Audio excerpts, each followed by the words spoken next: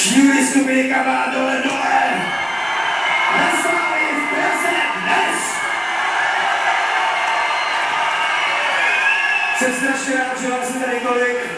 Jsem strašně rád, že naši kulturu můžete šířit dál. Potom už jste si všimli, že tady proběhlo několik změn. I méně chápaví možná zjistějí, že nehrajeme vevnitř, že to je opener.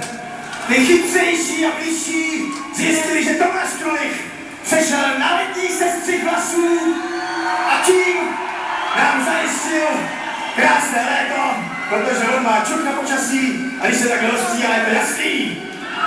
Ale to máš stejně Bruce Willis z